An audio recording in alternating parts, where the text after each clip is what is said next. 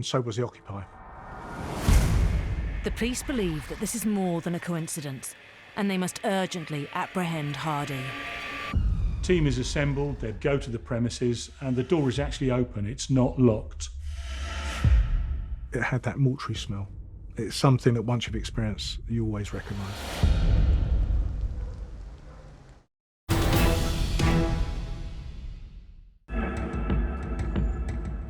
Human body parts from 2 unknown victims have been discovered in public bins on a North London housing estate. Police have identified a suspect, 51-year-old Anthony Hardy. A specialist team has gathered out of sight of Hardy's ground floor flat. They are ready to force entry and arrest him on suspicion of 2 murders. What we have is a man that not 11 months previously had a dead body in the flat, not 150 yards away from this scene where we found dismembered body parts. For evidential purposes, an officer records the events. They open the door and they're greeted with a corridor. There are drawings and paintings on the floor and on the hallway walls. Can only be described as bizarre. And it's fairly obvious at this point, Mr. Hardy is not there, but there is a distinctive odour within the premises. As you go right into the sitting room, you're greeted with a dining table. By the dining room table, there are actually 3 televisions connected to 3 VHS video recorders. And on the table are multitudes of VHS cassettes. There was stacks and stacks and stacks of videos, sadomasochistic, violent, hardcore porn. I remember seeing a red devil's mask on the wall opposite. Gave you that kind of shudder when you looked at it. There is a distinctive smell coming from the bedroom. The door to the bedroom is opened. Not only does the odour get stronger, but on the floor next to the bed is an object covered by a black local authority bin liner. And lying on top is a hacksaw and a number of knives laid neatly, almost altar-like. Unfortunately, underneath there, what we discover is the torso of a female. The police now have 2 torsos, but there is still no sign of their prime suspect. Hardy's not there. Where are we most likely to find him? We're now dealing with a manhunt. The flat is secured as a crime scene, and harvesting forensic evidence becomes the priority. My understanding is that it was a very disturbing scene within there. This is where there would be discussion with the crime scene coordinator and the SIO as to what actually they want us to do at the scene. What's the forensic strategy? You could spend weeks and weeks proving everything at a vast cost, when actually only examining a few items will prove beyond reasonable doubt that this is your offender and this is where he's committed the crimes. My priorities would be identification of the females, identification of the tools and the bin bags. Following the forensic strategy, the torso is taken for a post-mortem examination and the tools are sent for analysis. To prove if a weapon has been used, scientists need to find trace evidence of the victim and the suspect. Examining the hacksaw blade, you'd be looking for evidence of DNA on the teeth of the hacksaw, bone or any fragments of blood or tissue to be able to tie this hacksaw to any of the victims in the dismemberment. To dismember a body with a hacksaw needs a lot of force, so you would be looking on the frame of the hacksaw for any fingerprint evidence where the hacksaw's been pushed down. Any fingerprints that are recovered from the hacksaw frame would be submitted to the National Fingerprint Database to see if there's any matches on any known offenders. The swab samples are sent to the lab to see if they match a profile on the National DNA database. The post-mortem report confirms that the torso found in Hardy's bedroom matches to some of the limbs recovered from the first 2 crime scenes. The pathologist has also made a discovery on the torso, what could provide a breakthrough in confirming the victim's identity. He has extracted cosmetic implants. The clinic that did the procedure was actually in Germany. And we know that because the clinic actually, on the implants, had a unique reference number for each and every implant that they made and inserted. So they were able to actually give us the patient's details. The serial numbers identify 29-year-old Elizabeth Falad. She was a lady who had fallen upon hard times, had drifted into drugs and alcohol. Further investigation reveals that Elizabeth worked as a high-class escort. That she had worked in Chelsea, in those kind of areas, Mayfair, but sadly her dependency on drugs had really kind of lowered how she earned her living. Now that you have a victim, you now have a direction you can go in. You can look at their lifestyle, where she frequents. You can now talk to people that she knows, that know her. Elizabeth's vulnerabilities led her to London's red light district, King's Cross. I suppose in the old days at King's Cross I'd have been stopped by now for circling, wouldn't I? This is a totally and utterly different neighbourhood now to what it was in those days in 2002. It had a reputation, quite rightly, for vice, for prostitution. Unfortunately, sex workers are vulnerable because of the life they lead. And it's really crucial to get that victimology. The history of that victim could inform you of how they came to sadly meet their death. There's variation in the literature looking at why serial offenders commit murders.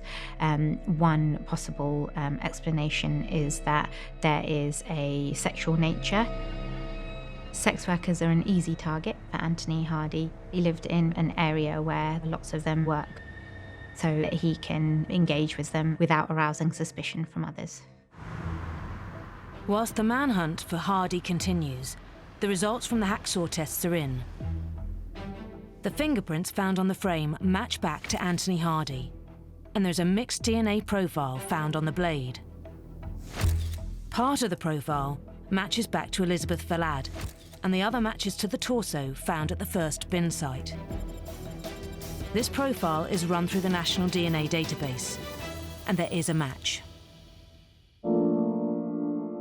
We identified Bridget McClelland. She was a mother from central England. Again, sex worker history. Somebody has to be brought to book for it. And you've been handed a very important thing, which is to speak for them. You're working for them, you're working for their family. And it's your job, it's the team's job. You are now their voice. It's a huge responsibility. Detectives have confirmed the identity and backgrounds of both victims. We still have to prove that it was Hardy that has done this terrible deed to both of them. And what we're looking for now is where those paths crossed with Hardy. The knowledge of the victims and their circumstances assist the forensic psychiatrists who continue to build a profile of Anthony Hardy. There appeared to be a stark contrast to his earlier stage of his life compared to his current stage. Before, he appeared to be living a very conventional life. He was a graduate, he had a stable full-time job, he had a marriage. When the whole family moved to Australia in the 1980s, his wife first started reporting changes in his behaviour. Major life events, such as moving to another location, may be precursors or triggers for reacting in different ways and for behaving in different ways. He attacked his wife with a bottle of water that was frozen, so effectively was a solid lump, and then dragged her into the bathroom and tried to drown her. The frozen bottle of water is an indication of the manipulative cunningness that is emerging within Mr. Hardy, because once that is done, obviously there would perhaps be a search for a murder weapon, and what you would only have is a bottle of water or even an empty plastic bottle. Hardy returned to the UK following the end of his marriage, and his life continued to spiral out of control. There's a possibility that Anthony Hardy exhibited a sensitivity towards women and negative emotionality towards women, particularly after the breakup of the marriage. So it was at this stage that there appeared to be a deterioration in his mental health. He was no longer employed, he was moving from hostel to hostel, he became an alcoholic. Hardy's history reveals a continuum of violence and indicates the high level of danger he poses. In 1981, he was involved in a serious assault with the attempted murder of his wife. In 1982, the kidnap of his wife. In the late 1990s, violent and intimidating behaviour towards others. In 1998, indecent assault and sexual assault. He was arrested and suspected for 3 rapes of 3 separate women. They didn't end up at court for a variety of reasons. So there are precursors there. Hardy's timeline of violence takes investigators up to the discovery of Sally Rose White's body in his flat in January 2002. What we now have is a violent man that not 11 months previously had a dead body in the flat, not 150 yards away from this scene where we found dismembered body parts. If sexual offenders are not apprehended and they continue to carry out their crimes, they may increase their appetite for certain facets and aspects of those crimes. It appears from the evidence that Anthony Hardy felt internally, intrinsically compelled to behave in these ways and wasn't able to stop himself from doing so. The hunt for Hardy intensifies whilst the forensic team continue to look for potential evidence in the flat. They discover a roll of black bin liners located on Hardy's desk. These are sent to the lab for tests. Bin bags are really interesting because you can link bin bags to rolls of bin bags. Forensics may be able to prove that the bags found at the flat are from the same roll as the bags containing the women's body parts, which would further implicate Hardy. So the bin bags that were used to wrap the body parts in have unique markings on them, striation marks and manufacturing marks. And also they have marks where they're being pulled off a roll. If you compare bin bags by looking at the individual perforations and seeing what matches under a microscope, you can determine whether they've come from the same roll. So the bin bags that were used to wrap the body parts in come from the same roll. You make those connections from a forensic scientific perspective, then that is fact that you can present to the jury. Back at Scotland Yard, the digital forensic team are also making progress. One of the things that's looked at is what we call passive data. We all carry around with us loyalty cards that relate to different shops. The nice thing about those from an investigative perspective is it literally gives a time and a date of what is actually bought. The digital specialists extract the data from the Nectar card found inside Hardy's flat, and there are loyalty points earned from a purchase of bin liners, made 2 weeks before the body parts were discovered. To corroborate this evidence, they analysed the supermarket CCTV. We found where the bin bags had been bought. Who was buying them? Hardy. Great evidence. Crucial that we get him buying those bin liners. Then the bin liners in his hand being put into the bin in Plender Street. All these different avenues, all these strands of investigation are now starting to come together. To further strengthen the case against Hardy, the forensic team must confirm their suspicions that the murders and the dismemberments occurred in his flat. You cannot cut a human body up without getting blood everywhere. On that first walkthrough, there was no blood apparent, and we decided that we would lean on our forensic experts and say, what can we do? They came up with the state-of-the-art technology of luminol.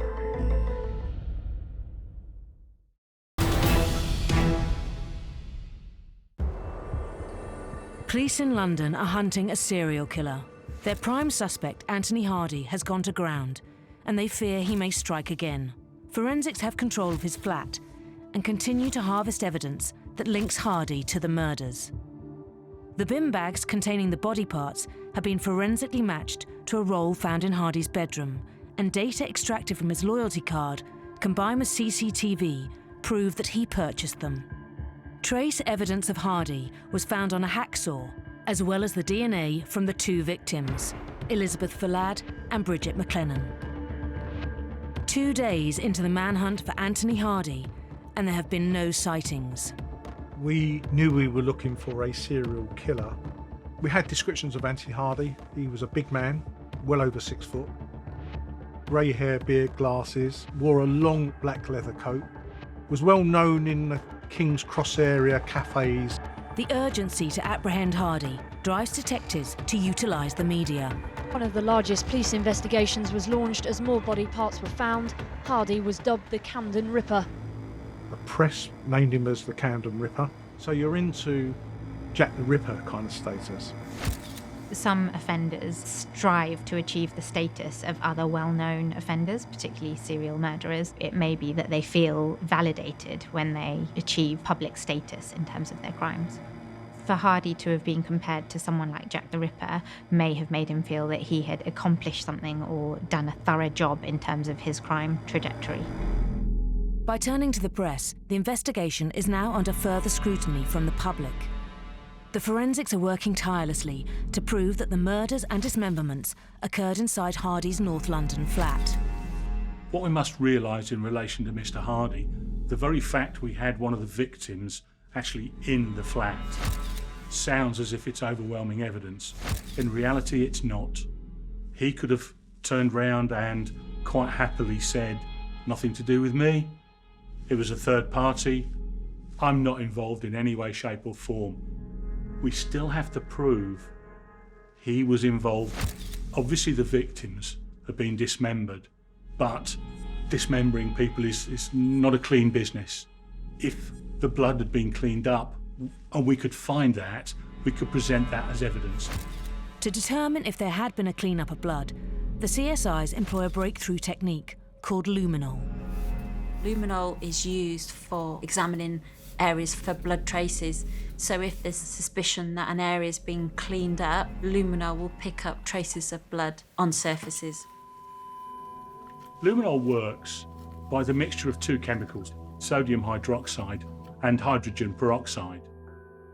Those two chemicals react with the iron that's in everybody's blood. When the luminol is sprayed onto whatever surface you're looking to find out if it's had blood on it, there is that chemiluminescence that happens. Any traces of blood will react with the chemicals and glow in the dark, in a bright blue colour. Certainly one of the things in this case, you're looking to find areas that had been cleaned up. Sometimes the perpetrators take the victim into the bathroom because that's a place that can be easily cleaned down. So obviously the bathroom was an area that was going to be inspected.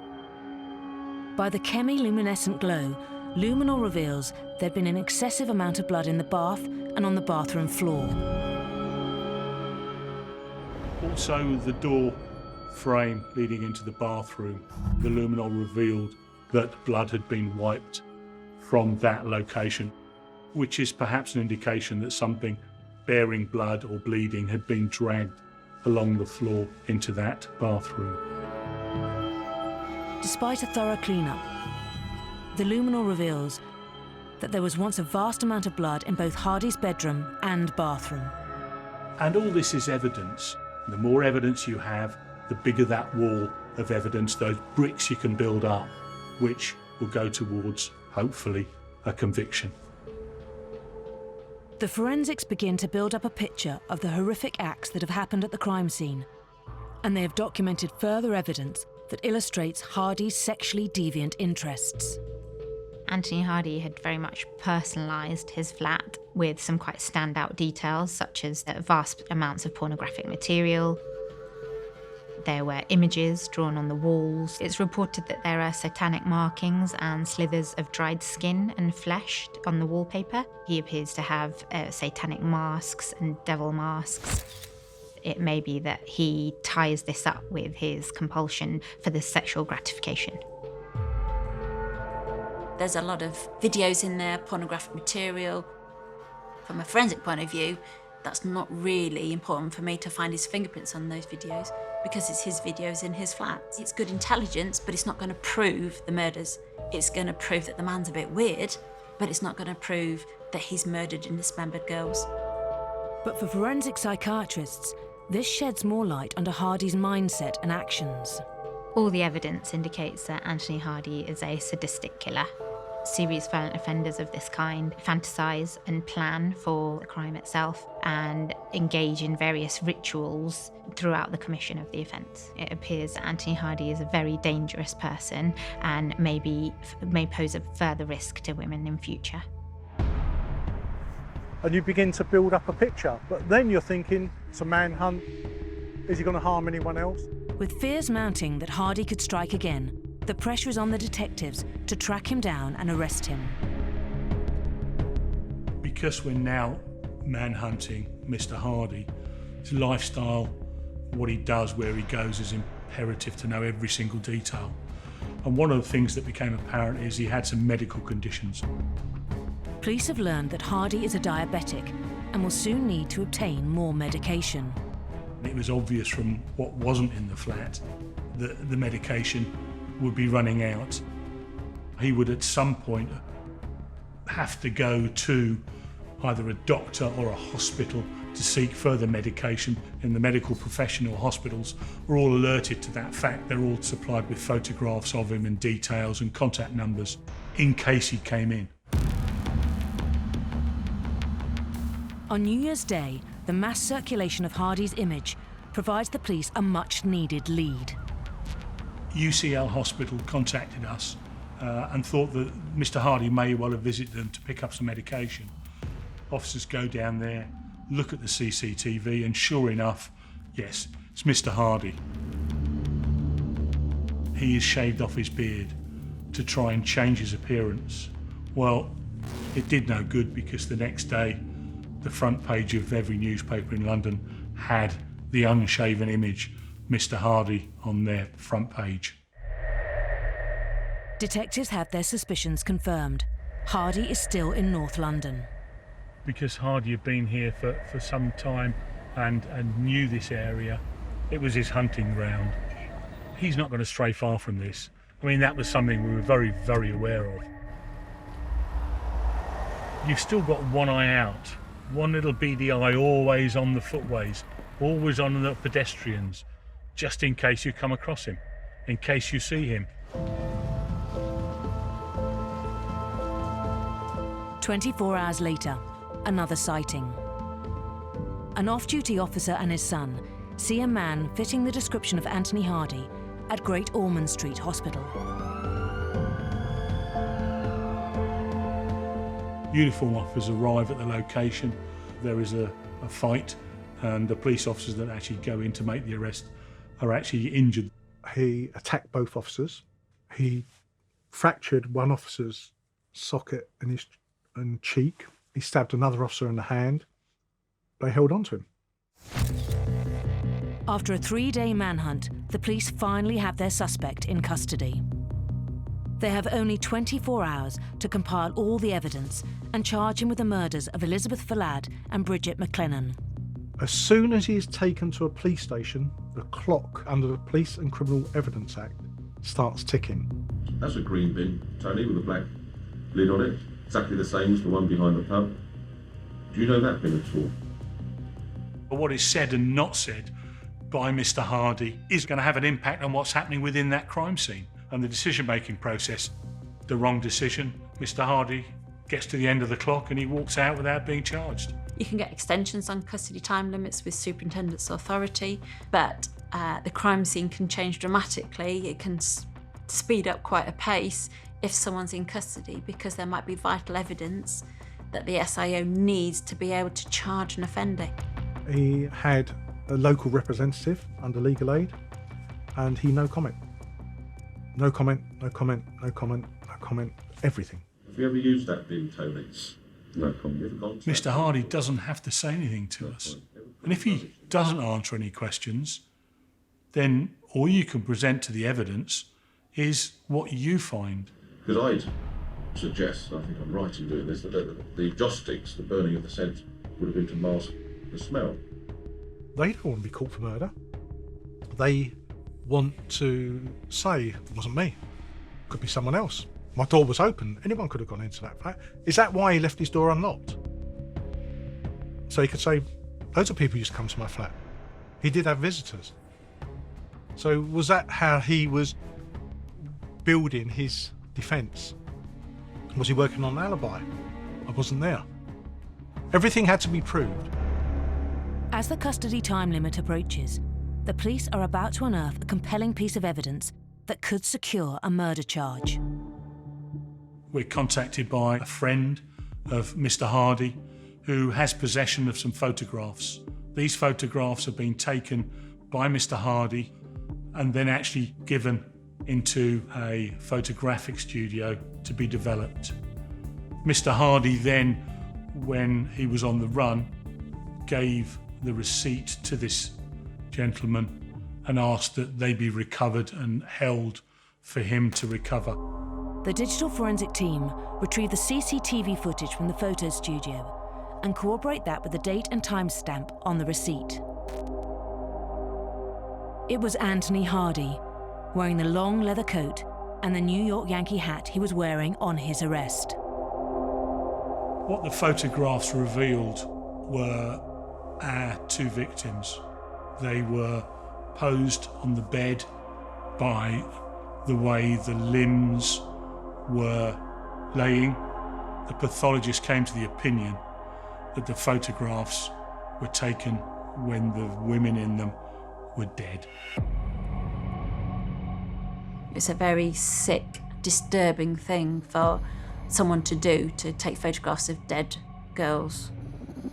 Serial killers often keep mementos of some kind or take photographs of their victims in various positions. Having the mementos may serve as a reminder of what they have achieved. Normally, the offender wants to leave the crime scene as soon as possible, but in crimes such as Anthony Hardy's, he wasn't ready to stop or to finish those acts of crime, and he wanted to prolong the enjoyment that he received from them.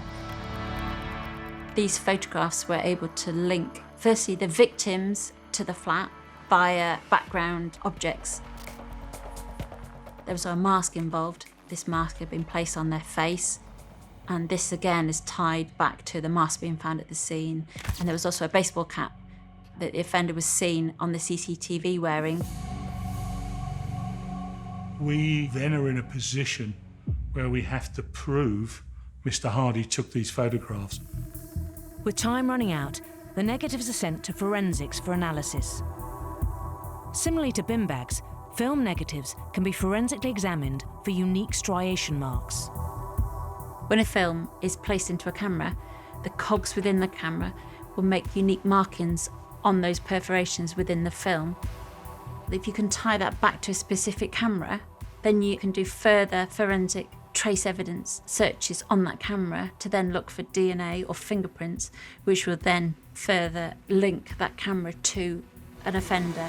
Police look through items seized from the flat, and one exhibit may prove to be a crucial piece of evidence.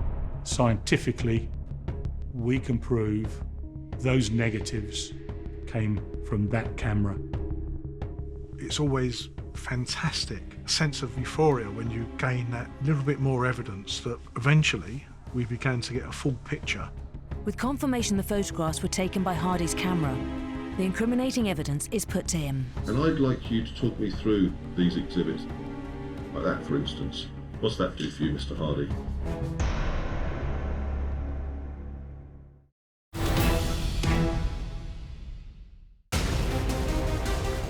After discovering body parts in bins, an extensive forensic investigation ensued, leading to the arrest of suspected serial killer Anthony Hardy.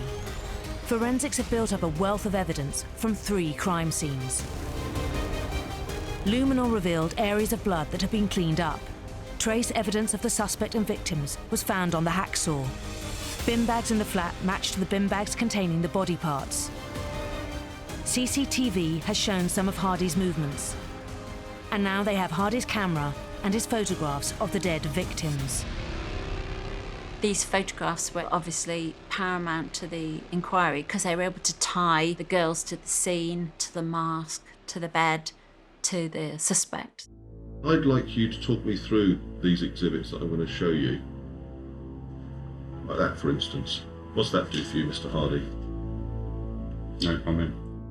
Anthony Hardy is confronted by this new evidence, but still refuses to answer questions. That, Mr. Hardy, is your flat, isn't it? No comment. The detectives now have another key piece of evidence against Hardy. His mementos provide yet another direct link to the crime scene, and the police can charge him with the murders of Elizabeth Fallad and Bridget McLennan. The team now has 10 months to prepare for trial. There is still huge amounts of work to do. We're looking for similar fact evidence. Is there any evidence in his past that he's done similar things before? We had witnesses come forward, other sex workers, and several of them actually said that whilst engaging in sex, he let the whole of his weight bear down on their body, and they would find it very difficult to breathe.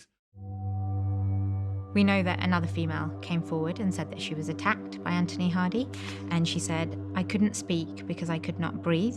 It was like he was pushing me right down into the bed. I physically couldn't move and couldn't speak. He got a kick knowing I couldn't breathe. The most kick he got was at the point when I was literally not able to breathe and I was crushed in such a position." I think this indicates that Hardy genuinely received gratification from being in control of other women, restraining them in this way and having the power over their ability to move. It's a type of positional asphyxia. In other words, the diaphragm is not able to move, and therefore you can't draw oxygen into your lungs and effectively suffocate. So that is a distinct possibility as a cause of death for our 2 victims. This new intelligence brings Hardy's background back into question. We went through other sex workers that had been murdered because they had to be put to him. We had to get all the paperwork out of Sally Rose White's investigation 18 months previously. The pathologist reviewed what he had decided back then and came to the conclusion that Sally Rose White, in fact, it was asphyxiation by pressure. Bearing in mind, Sally Rose White was a very small woman. This 22-stone man just pressing into you could have been a cause of death. A consultant forensic psychiatrist who assessed Hardy in 2003 suggested the following explanation. If the jury accept that the defendant did in fact intend to kill or seriously harm his 3 victims, then I believe the offending is linked to the defendant's sadistic personality, his intoxication with alcohol, and his rage at his sexual dysfunction. Police were determined to never allow Anthony Hardy to walk free again. We are working for our victims. If we get it wrong now, it stays wrong. It will always be wrong, and it will still be wrong when we put the person in the dock at the Central Criminal Court charged with murder.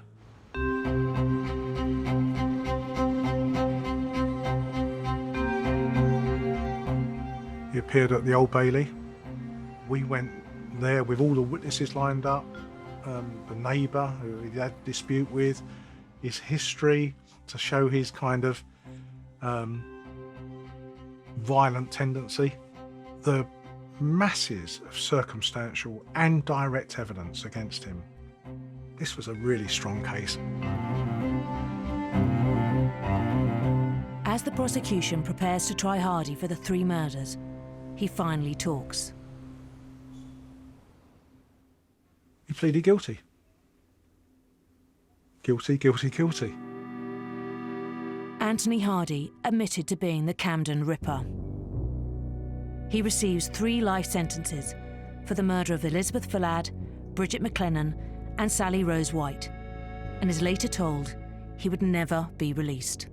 Personally, I don't think we found all his victims. That's my opinion. No matter how good you are in an investigation, no matter how thorough you are, sometimes a little bit of luck comes your way. The witness that had reported finding the body parts was a homeless guy. If he decided that this was actually a lot of trouble and just walked on, then eventually those dustbins would have been emptied and we would never ever have ever found those victims. Every single tragedy is not one event, is it? It's a series of events. They're all generally unconnected, but they come together and create what happens. And in this case, it's just tragedy, absolute tragedy. The body of a young boy has been discovered on an isolated pathway in the early hours of the morning. He has suffered multiple stab wounds and his clothes have been burned from his body. The entire area is cordoned off, and Senior Investigating Officer Elliot Mackenzie is called to the scene. When I got down here, there was a young boy. His body was lying almost exactly where the bench that you see there is. He'd suffered considerable burns. I don't think there's a word approaches describing how I felt.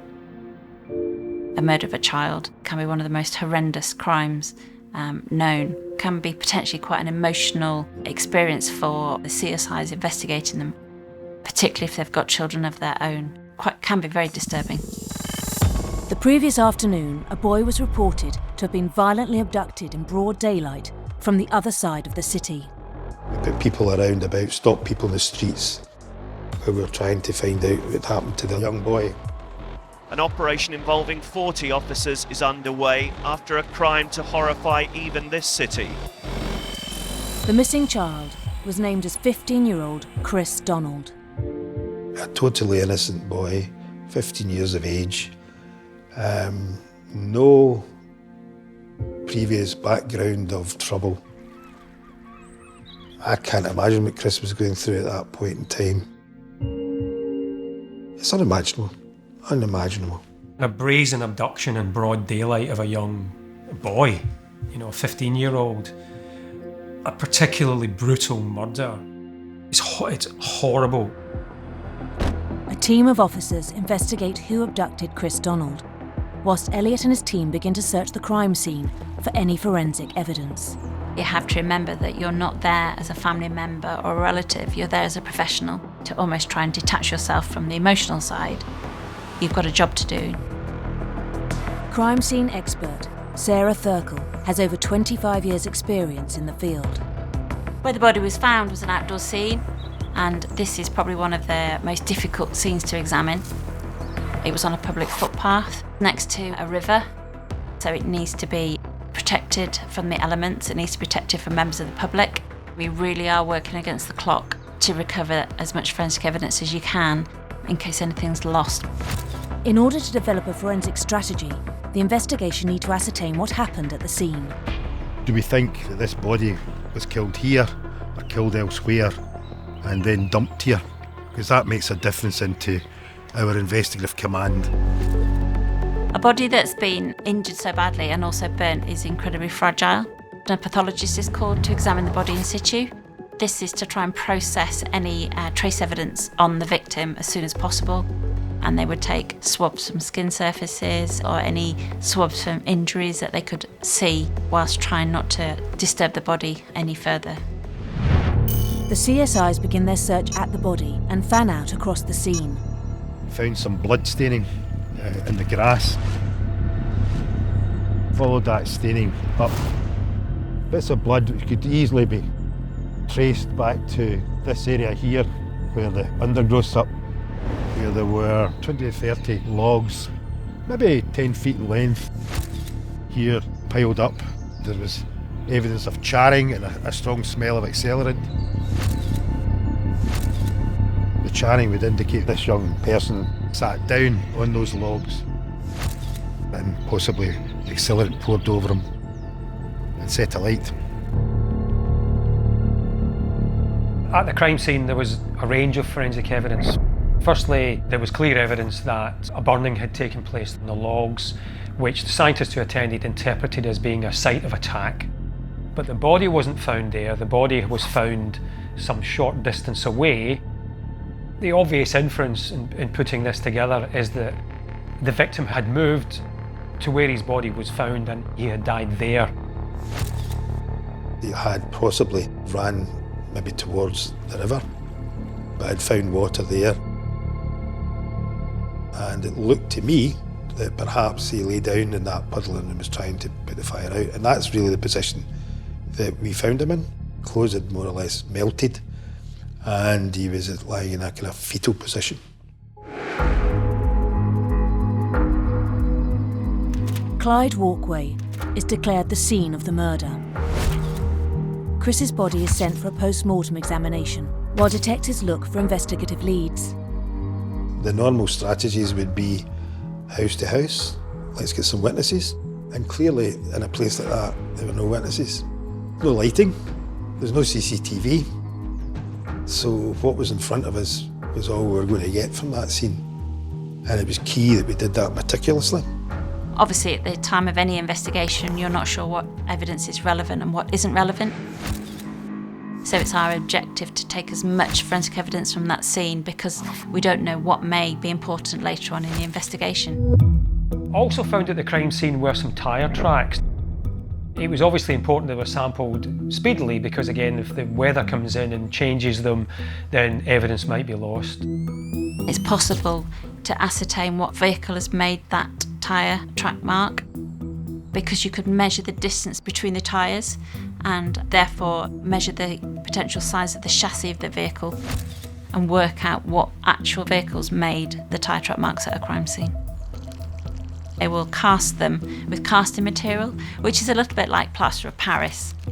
So the casting material is mixed up at the scene and then it's poured very carefully into the tyre track. This actually takes an impression of the tyre track mark, which can then be examined by forensic scientists. Tyre marks are a bit like shoe marks. Although they're mass-produced and they're in standard patterns, they also wear and change as they are used. And many view this combination of original pattern and pattern of wear as unique characteristics. The CSIs continue the forensic harvest, and the results are in from the post-mortem examination. The samples that were taken from the body at the side of the river revealed no trace evidence and no DNA. This is probably because that evidence has been destroyed by the fire. A pathologist is able to ascertain if someone's been alive while they've been burning. Then there'd be soot in the lungs and also in the air passages going down to the lungs. In this case, the young boy was alive when he was set on fire. It's quite disturbing that human beings could actually do that to somebody. It's beggars belief that there are individuals that can do that to people. The post-mortem revealed that he had suffered 13 stab wounds, 7 to the chest and abdomen and 5 to the back, and I think 1 through the arm. But 2 of those stab wounds would have been fatal. Had he survived the fire, he still have probably no chance whatsoever. It's unimaginable. According to the pathologist, there was a total lack of defence wounds, which troubled me greatly.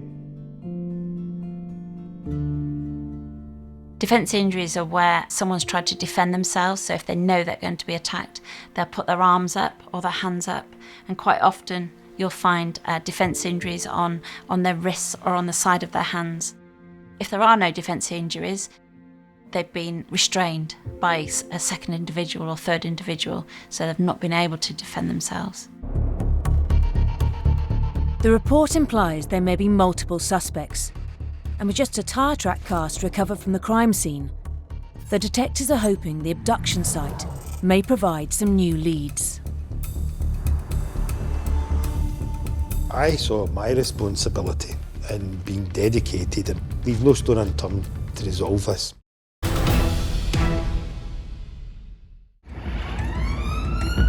On the 15th of March 2004, schoolboy Chris Donald was abducted. His body was later discovered on an isolated walkway on the other side of the city. The terrified teenager bringing him here to this deserted pathway to the east of the city. They then stabbed and set him alight whilst he was still alive. The CSIs managed to recover a tyre track impression from the crime scene, but with a lack of witnesses and CCTV, the detectives hoped to get some fresh leads from the scene of the abduction. An abduction of that type is unlikely to yield very much because it's a very quick event. The key focus would be who else had witnessed this, had anyone else seen it. A friend of the victim, Jamie Wallace, who saw a car containing 5 Asian men pulled up beside him and his friend. Jamie Wallace was left standing in Kenmure Street, concerned the men who took his friend would come back for him. They were saying, do you know what pain is? You're next. They were saying I was next. A very traumatic incident of an abduction in broad daylight of a young boy. Had been grabbed in the street, punched, kicked, leaving poor Chris clinging to the railings of the bowling green, screaming, I'm 15 years old, what have I done? Why me? That's appalling. In this working class and strongly Asian quarter of Glasgow, which has seen more than its share of gang and drug-related violence. When the abduction happened, the shops nearby all slammed their shutters and wanted nothing to do with it. All of a sudden, CCTV wasn't working in that area. To say we were met with a blanket of uncooperation was probably an understatement. In the early 2000s, Glasgow was considered the murder capital of Europe. Glasgow in 2004 hit a peak. There were 3 times more murders in Glasgow than there were in London. And that was generally due to organised criminal gangs. So their feuds then became from the violent attacks, the brutal beatings, stabbings to shootings. Where you have gangs and organised crime, each crime is related to some other crime. Drug supplies is related to drugs importation, and you get turf wars over drugs. I mean, violence is a way of life to them. It's an occupational hazard. They're running rackets, they are threatening people and attacking people and injuring them. So it means that things can happen and they can rely on the fact that no one will come forward to identify them or be witnesses. With the lack of witnesses willing to speak on record, the detectives must work with the information they have to try and identify any suspects. At this stage of the inquiry, we have 2 separate crime scenes. We have the deposition site, so where some tyre track marks. And then we also have the abduction site, where there's been a sighting of a silver vehicle. So it's really the silver vehicle that potentially is going to tie these 2 scenes together. Vehicles are generally registered, so you can quite quickly find out who owns this vehicle. They can put out bulletins to watch out for particular vehicles, which means it's an important line of inquiry in the case. By checking recent reports, the police have identified a silver car stolen 3 months ago. They lean on a notorious car thief for information that may help them identify a suspect.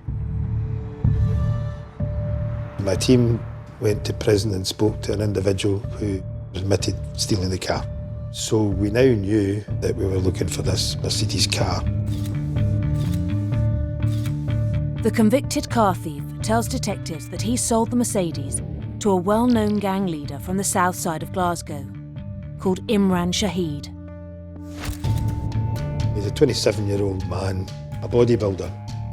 He abused steroids, which added to his mood swings and his propensity to violence. A powerful figure who saw himself as a godfather of the gang.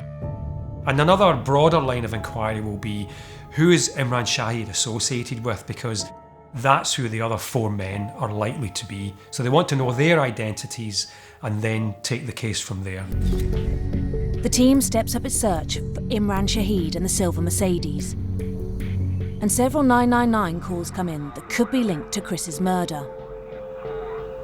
Monday 15th of March 2004, 8:10 at night, a number of 999 calls were received about a Mercedes motor car, silver in colour, ablaze.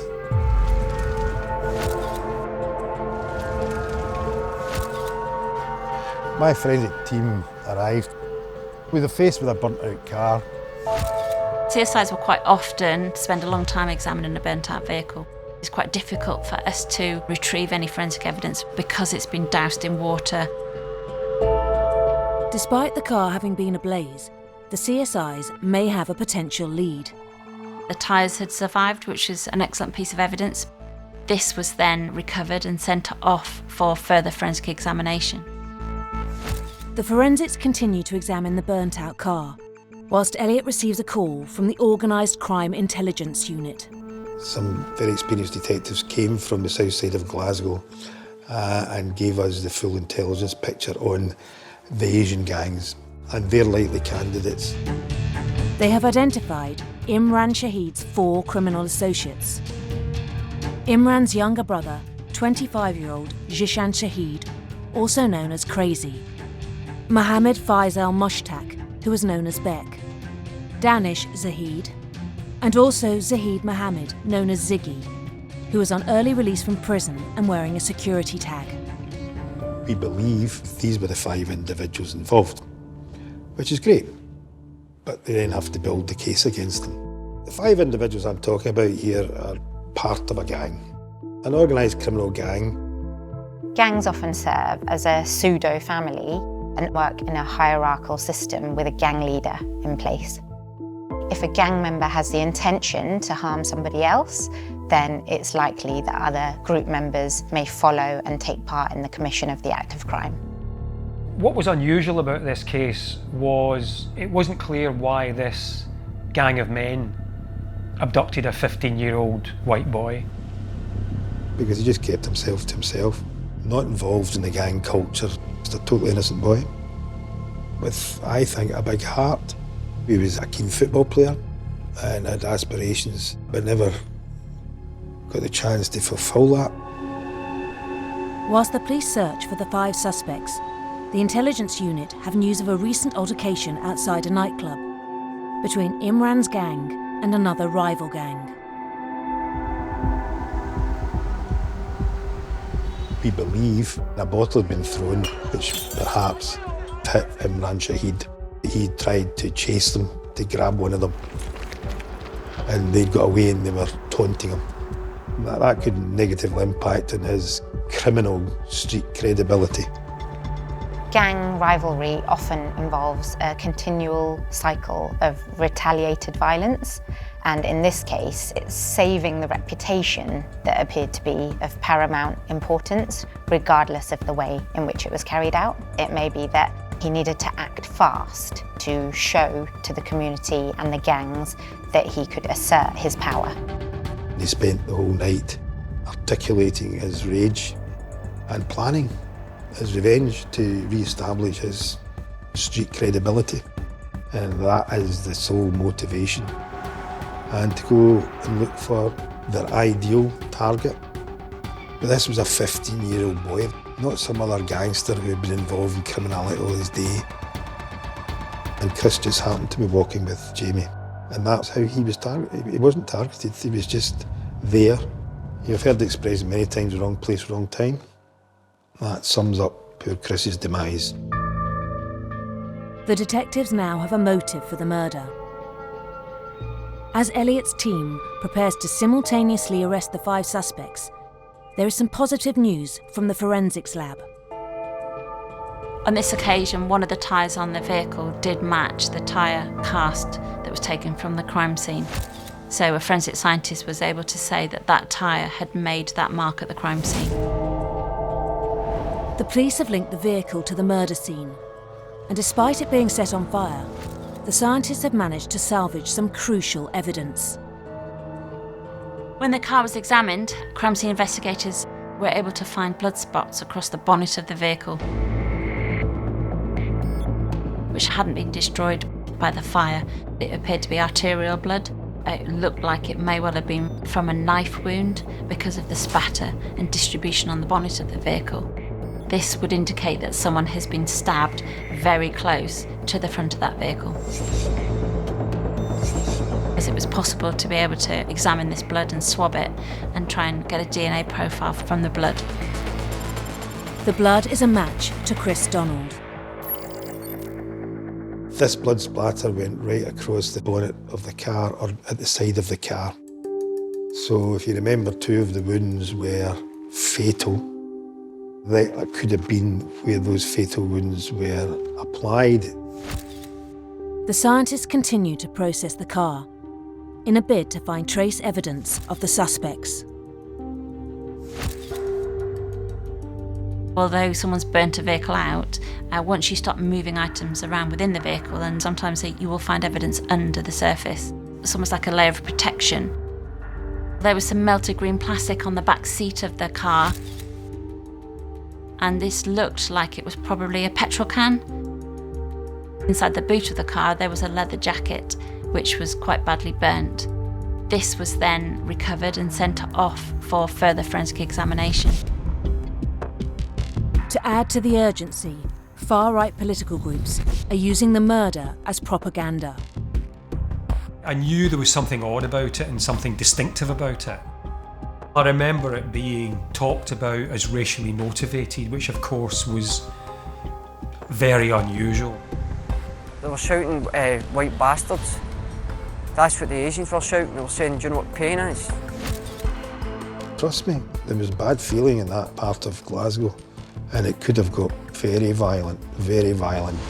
So it was challenging for me as an individual, it was challenging as a force to respond to this. And something had to be done, quite frankly, to ease that pressure. As the pressure mounts, there's another forensic discovery that could be crucial to the entire case. Inside the boot of the vehicle there was a leather jacket. Despite the fact it was burnt, there was an area that was protected inside the jacket because it was folded over. When a forensic scientist is looking at an item for wearer's DNA, they would concentrate their examination around the neck area and around the cuffs and maybe on the inside of the pockets. You get quite a lot of skin cells that are deposited inside jacket pockets. So it was possible to be able to obtain wearer's DNA from this jacket, so they're able to link a jacket back to an individual. By its nature, leather is extremely fire resistant. And despite the jacket being left inside the burning car, scientists have a positive DNA match. They found DNA matching Imran Shahid. So what this evidence does is it links together the prime suspect, Imran Shahid, who has left his jacket in the car that is known to have abducted Chris Donald. It is very powerful, mutually corroborating evidence that would be very compelling if put before a jury in court. When we were told, we were almost in disbelief, and then when it sank in, we were jubilant. That's all I'm going to say. After hundreds or thousands of gallons of water being poured on this vehicle to extinguish it by the fire service, how the DNA survived, we don't know.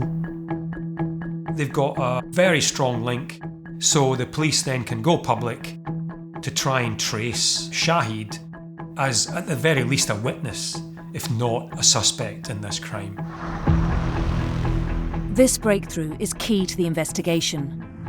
The police can now link Imran Shahid to the crime scene.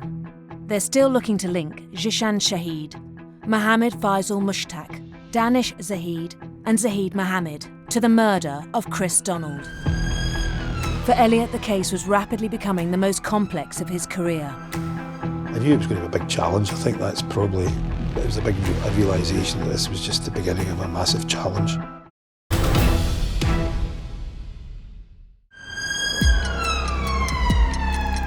In Glasgow, 15-year-old Chris Donald was abducted in broad daylight before being murdered. The police have identified 5 suspects, and the forensics have linked the gang leader, Imran Shahid, to the car used for the crime. This was the crucial link that linked an offender to the jacket, to the vehicle, and therefore that vehicle to the two scenes. But it's important to remain focused because they would then need to build on this to find further evidence. Imran Shahid and the other men have yet to be located.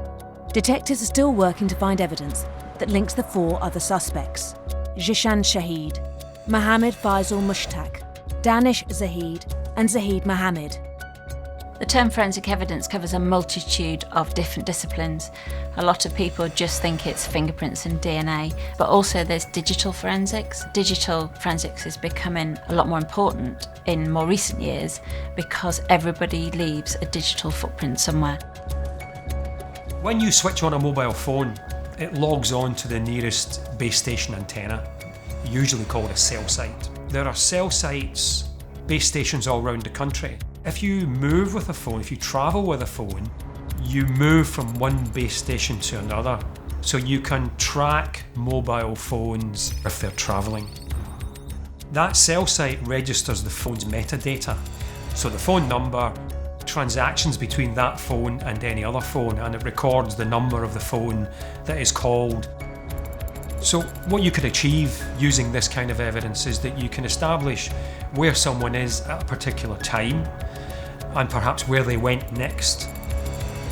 Because every time the phone logs on to the cell site, the time is registered. So it's a very powerful tool for monitoring the movements of individuals, but also linking people together. The digital forensic team have managed to track the phone data of all 5 suspects. Their phone usage and their lack of phone usage in particular told the story.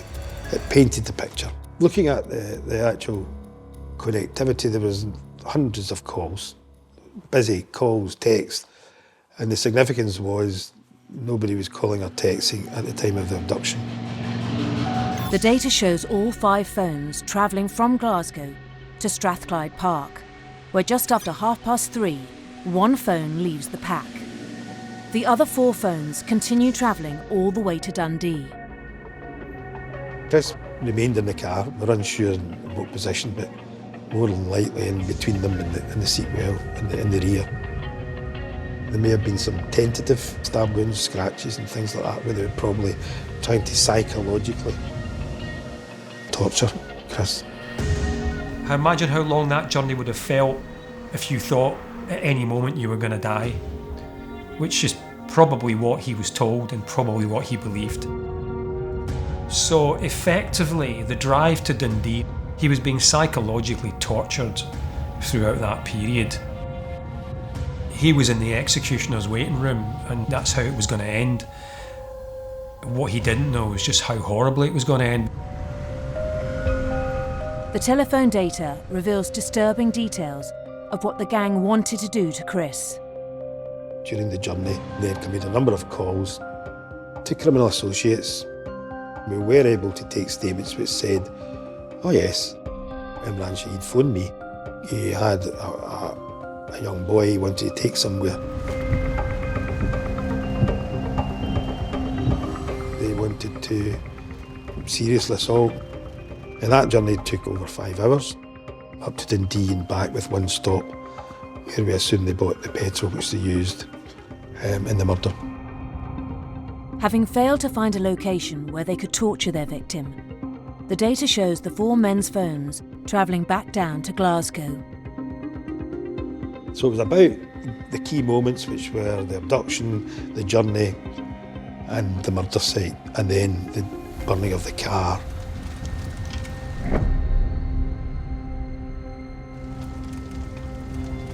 The most significant one was around about 7:20 p.m, where there's a 20-minute silence in calls. And that silence, we believe, was indicative of the fact that for those 20 to 30 minutes, they were killing Chris. In that timeline, that was the killing zone. It was kind of, it's the level of spite and hate involved, it's the determination, you know, because you can imagine somebody abducting. I'm going to settle a score, we drive in, get him in the car, beat him up, drive around for half an hour and think, I would be able to chuck him out of the car. Do you know what I mean? But no, there's so much determination here that they are willing to drive all the way to Dundee and not find somewhere, drive all the way back. They're still full of spite and hate. And they want him to suffer. It's quite a difficult crime to think about if you think about the detail. By travelling over 200 miles to Dundee and back, the offenders have plenty of time to discuss and plan the attack. This removes the idea that this may have been an adrenaline-fuelled, spur-of-the-moment crime of passion, but rather that there was a considerable amount of time for them to think about what they were about to do. Having built up an incriminating timeline, detectives set off to simultaneously arrest the 5 suspects. They were all equally guilty. All of them had committed a barbaric crime. We wanted them all at the one time, and we didn't want to go down the line early doors of arresting 2 and not getting 3. And as we went to search for them, we obviously tried every known address of their criminal associates, recovered a whole host of other things and disrupted a whole host of other crimes. We recovered quantities of drugs, firearms, all sorts, with people jumping out of windows, running away with bags of drugs. It was a real, we disrupted the hornet's nest. News of the raids spreads across Glasgow. From community intelligence, we found out that Imran Shahidi's brother and Bex were not in that area. But we continued to search. After a huge coordinated effort, police could only detect 2 of their suspects. It's a calculated risk, but there came a point where we had to go for Danish and for his pal Ziggy. With 2 in custody, police continue to search for the 3 outstanding suspects. We'd run the course of looking for them locally, and there came a time where, we assured that they were gone by this time to make good their escape from the UK. Obviously devastated, absolutely devastated. When a suspect or someone who's a person of significance in a crime is being traced and flees the country, with some countries there is an extradition process by which the police can apply to have that person detained and then brought back to, in this case, Scotland, to be interviewed and possibly tried. Not every country would have an extradition agreement. I knew of people who were anti-Spain and, through time and effort, you can get them back. I just hoped that they weren't in a place where I couldn't access them. The detectives turn their attention to the suspect's international connections. When a suspect is being traced and flees the country, there will be intelligence work getting carried out in the background. Who are the people that might be connected with these guys? The first person we got information on, Faisal Mushtaq, had fled the country. We got brilliant CCTV footage of him arriving at Manchester Airport. The other 2, we believe one got the Eurotunnel to Paris and one took the ferry, and they had a relative in Paris who arranged for them to get to Pakistan. The 3 outstanding suspects have successfully fled the country. But for Danish Zahid and Zahid Mohammed, the trial begins, 9 months after the murder of Chris Donald. So they go to trial and they just blame the other 3, who by this time are in another country. The prosecution has a strong forensic case against both Danish Zahid and Zahid Mohammed. Their digital footprints show all 5 suspects together from before 3 p.m. on the afternoon of the abduction. But then at Strathclyde Park, Zahid's phone separates from the pack. He had to return home to adhere to his security tag curfew. And he had to be in the house, I believe, by 7 o'clock. And if he didn't, then that would set off alarms. And their defence could prove he wasn't there when the murder was committed. Zahid Mohammed admitted abducting Chris Donald. He was in the car on the night that they set out to find and kill a white boy. The evidence against Danish Zahid is heard. Danish tried to say that when the murder was taking place, he was sitting in the car and he saw nothing. He just saw a big flash of flame and he didn't get out the car. Danish admitted he was in the passenger seat, and forensic evidence implies that the fatal wounds to Chris happened within his eye line, indicating that Danish was privy to the crime. The jury found Danish Zahid guilty of racially motivated murder. He was sentenced to 17 years in prison. It is in Scottish legal history now that it was the first conviction for a racially motivated murder. I remember being congratulated by a member of the media. I refused their congratulations because that was the job just half done. Because the other three were flaunting Scottish justice. In order to get justice for Chris Donald's family, Elliot would have to rewrite Scottish history and extradite the 3 remaining suspects from Pakistan. They started this massive dynamic intelligence operation trying to work out where they were in a country of in excess of 165 million people. We were looking for 3. One of the most demanding murder investigations Scotland's ever seen.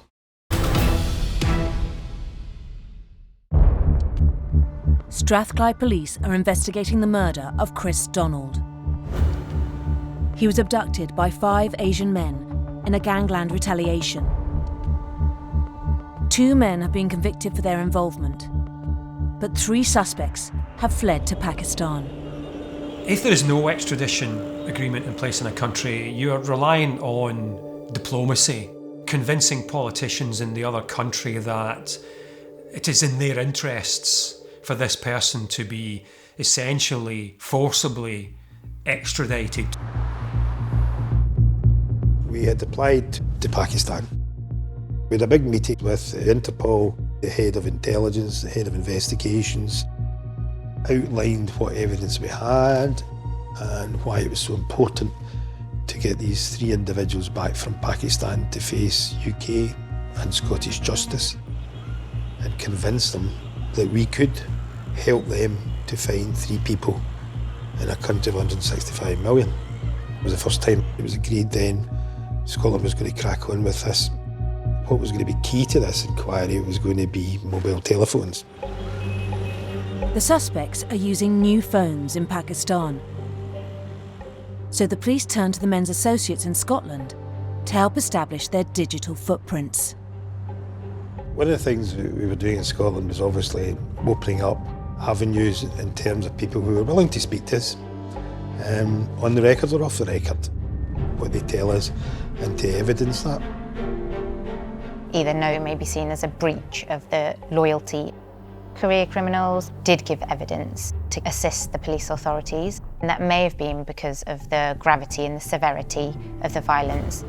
The characteristics of the victim, being a young, small schoolboy, may have also encouraged people to want to give evidence, since it was against the code of the gangs. And I remember one of the witnesses telling me that he couldn't live with himself because what they did to that boy stepped out of their code, way out of their code. And with the cooperation of the people who'd received the calls, they gave the vital evidence of the timeline that we needed. The more communications that the police can verify with the suspect's associates, the closer they're getting to locating them. They did eventually trace them. I was told it was a remote village in the Punjab. 1 or 2 were there, and we confirmed it was Imran Shahid, ringleader. We'd been warned that there was a chance that they might escape, and that came from Pakistani authorities. They had found out he was going to a meeting somewhere, and it was then a case of biding our time and waiting to see what was going to happen.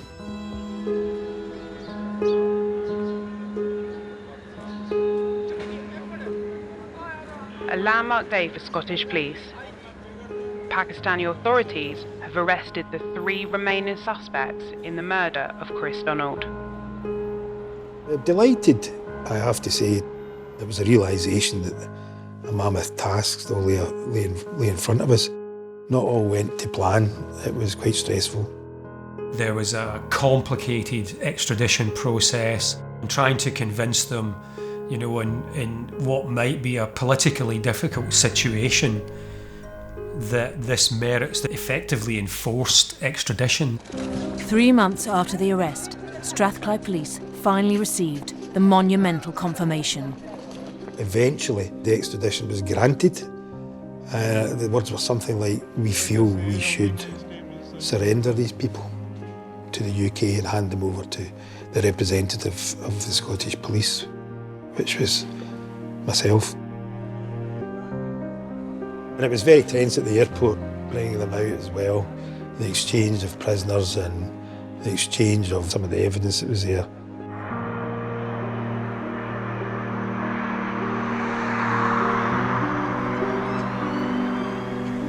The long-awaited trial finally begins at the High Court in Edinburgh.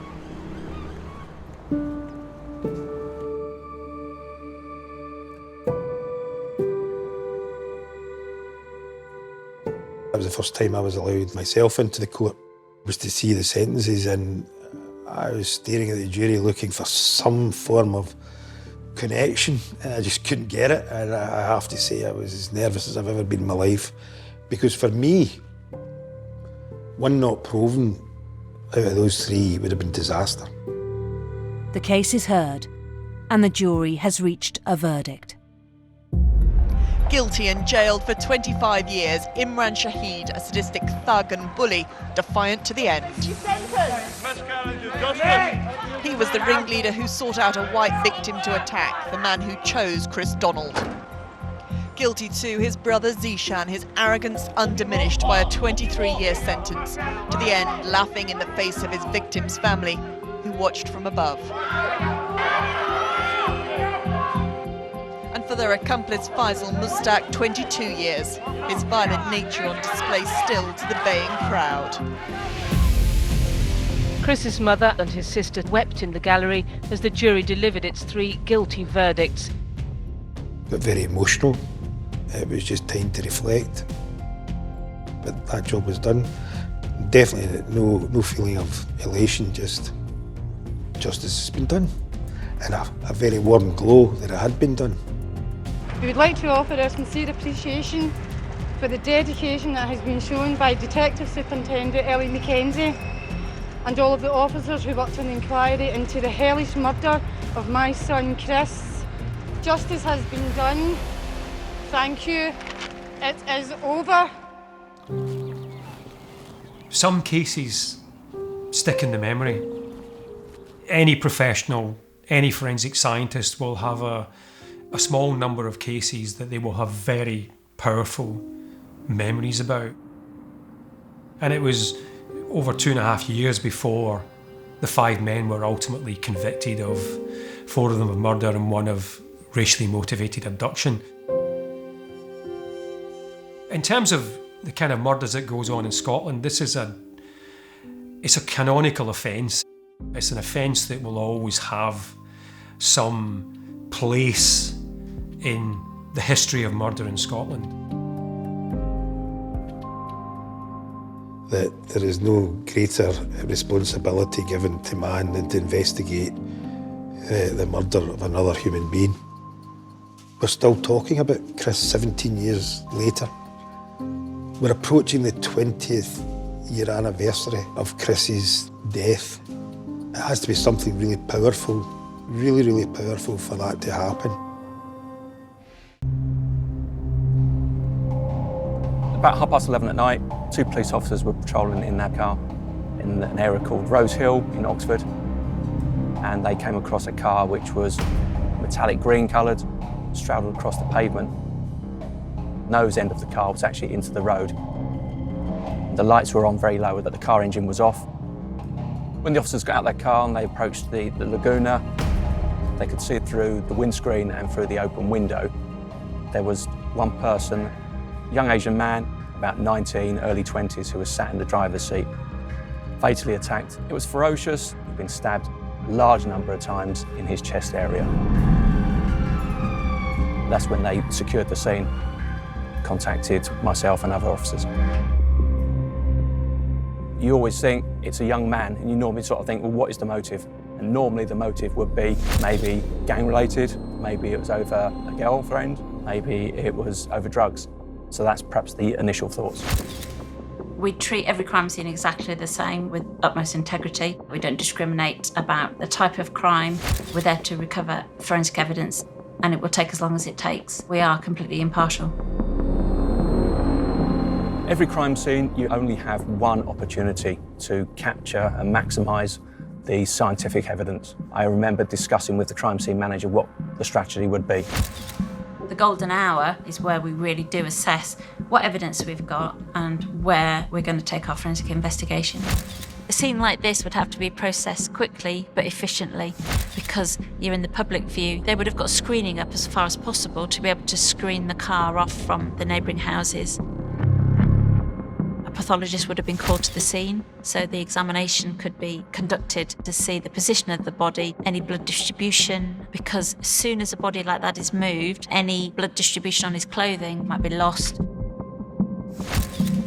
Around his neck there was a piece of blue-coloured nylon rope, and it's like it was keeping him in place against the back of the seat. One other key line of inquiry was actually to identify who our victim was. Other police officers were doing some inquiries with the registered owner of the car. The registered owner of the car was visited. They made contact with Mum, Dad and the family. I opened the door and there was this policeman said that this car belong to you? I said yes, but my boy is using it. And he said, oh, I've got bad news for you. He told me this story, but before the sentence finished, I just collapsed. I shouted and my wife came down and I just collapsed. Police have confirmed the victim's identity as 19-year-old Oxford Brookes engineering student, Arash Gulbani. And Arash was like an angel. Such a lovely boy, so loving, so kind. Not just to the family, he was kind to everyone. Everybody adored him. And that pain, the only way I can describe it, you know the magnitude of it, is someone having open heart surgery with no anesthetic. This is how it feels. Every time that you think about your loved one, your heart wanna just pop out.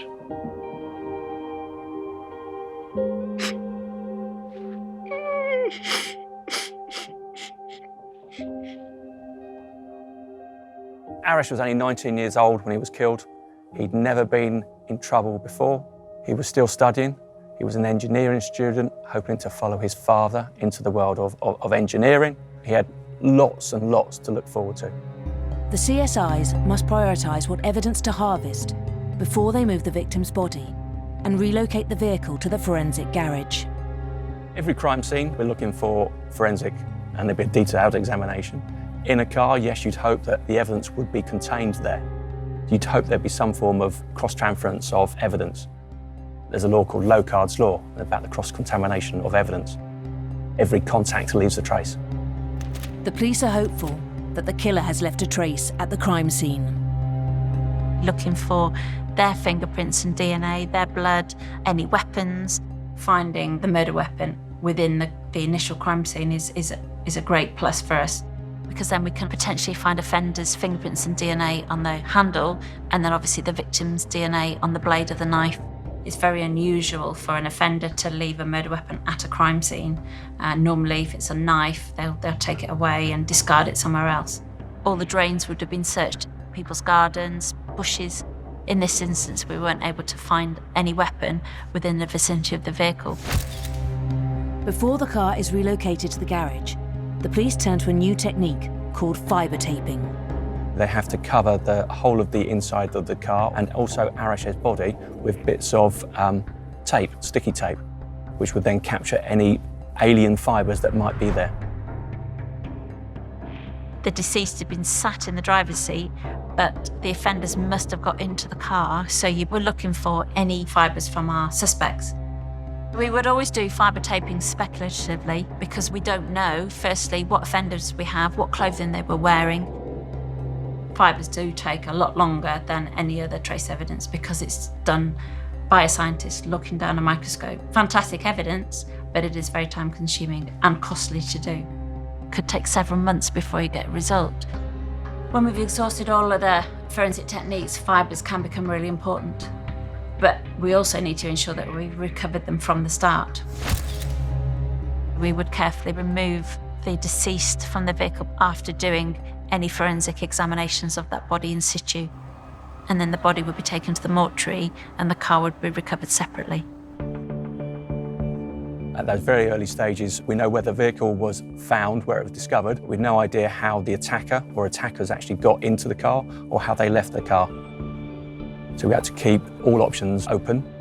We knocked on all the doors. Had anyone actually been out? Had anyone actually seen anything? Had anyone actually heard anything? But we had nothing at all from the door to door. So you would have thought that time at night, people might have been coming back from the pub. People might be going out for a walk or exercising their dog, but no one was there. It was a quiet night. It's a quiet estate. The detectives need to speak to the family of Arash to see if there is anyone who they suspect could have been responsible. But first, they must do the formal identification of his body. The first time I saw him in the mortuary,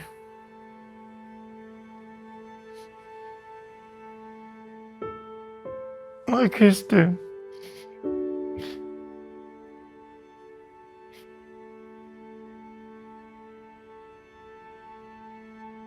I kissed him so many times. I couldn't believe what they've done to my boy.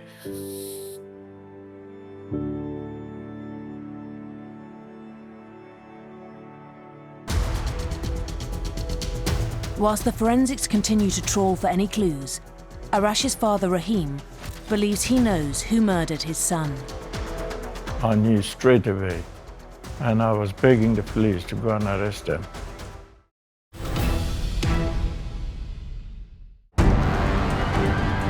Detectives in Oxford are investigating the murder of 19-year-old university student Arash Ghorbani. He's been stabbed 46 times whilst in his car, and his neck has been tied to the headrest. Arash's father believes he knows who is responsible for the murder and has asked police to speak to the family of Arash's girlfriend, Mana. Arash's family told us about the relationship because Arash and Mana had been going out for about 15 months. Obviously, Arash had a lot of friends, and she was the friend of a friend. And when she sees him, she falls in love with him. Mana's family didn't like the relationship, but you also heard from a couple of his friends that Mujibur, the eldest boy, and Arash didn't get on. Police act on this intelligence and decide to bring in Mana's brother, Mujibur Rahman. 7 o'clock in the morning, I think it was, very early stages, he was arrested. The whole family were woken up. Mujibur was upstairs in bed. He was arrested and taken away to the police station, and then other officers went in and they searched the house. On that first particular occasion, we seized any clothing. He'd been on a short break to Spain with some friends, and he bought a number of knives, and they were in his bedroom, so they were seized as well. So when Mujibur would have been arrested, we would have taken a number of samples from him. DNA, we would have taken fingerprints as well. What can you tell me about Arash Ghorbani's Aaron? Well, he's a brother. And what are your thoughts about their relationship? Well, I ain't happy about it. Why is that? She's supposed to get arranged marriage, because that's the tradition that we're brought up to. I haven't arranged marriage, start a family like that. Right. It was forbidden for Mana to partake in an intimate relationship, and this is not uncommon in very strict Muslim families. It can be problematic when British-born children have slightly different experiences and ideas based on what they see around them, for example at school, in comparison to the expectations and wishes of their parents. She went off and held himself here. Have they got any children? To your knowledge, have they got any intention of starting a family? I don't know. So was there actually a fallout between you and Arash? Me and Ash never chatted. Never spoken. No. What religion is he then? But I'd say he's a Muslim as well. I was born in Iran. The whole country is Muslim. I found out that the religion wasn't for me. So I was atheist. I believe in humanity. So that's what I taught my children. I told them, you know, they grow up, if they want, pick whatever religion they want. So what do the rest of the family say about this relationship? They're happy about it. Mana's father, Chomir, wanted Mana to have an arranged marriage to be with another strict religious family. Arash was not brought up to be religious and live his life according to those principles. So therefore this may have caused a rift when Chomir found out about Arash. I started arguing with him. I said stop seeing. And I just gave her about 2-3 slaps. Because of the violence at home, she moved out and she went to live with someone else. And prior to her running away, you told her that the relationship's got to stop? Yes. And during that time, while she was out, she fell pregnant. My boy told me, and I said, okay, if that's the case, I'll pay for everything and you get married. To get them married so that her family is okay as well, because when you get married, it doesn't matter who, as long as they love each other. She then had a chance meeting with Mum in a shopping centre in Oxford. She was clearly pregnant. Mum managed to persuade her to come home. And I asked you if they'd ever discussed starting a family, or if you had any knowledge of their plans to start a family. Do you remember that? Yeah, you asked me. And you said no, you didn't think that was the case. How come your sister's pregnant and other people know about it? I know she's pregnant. I find that difficult to believe. I didn't chat to her. Have you tried to do anything to stop them seeing each other? No. Any threats to Arash? No. The digital forensic team analysed the data from Arash's mobile phone to try and determine the time he was killed. We knew from looking at records from Arash that he'd made a couple of telephone calls to Mana during the evening. And the last phone call was, I'm just leaving home, I'm coming to pick you up now. Arash left his house at approximately 8:45. We knew it was a 10-15 minute car journey from where Arash's home address is to where Mana was. And he never arrived. 500 metres from Mana's address, Arash was found murdered in his car. Did you know he was coming round last night to see your sister? At the forensic garage, scientists continue to search for evidence that links the suspect to the car. When we examine a vehicle for a crime scene, we examine it incredibly thoroughly and we will search every single nook and cranny of that vehicle to try and find any evidence in there. The problem with a vehicle as a crime scene is it's not a sterile environment. So you're going to have a lot of contamination within the car from family members, friends, there'll be fibres from other people, there'll be items dropped.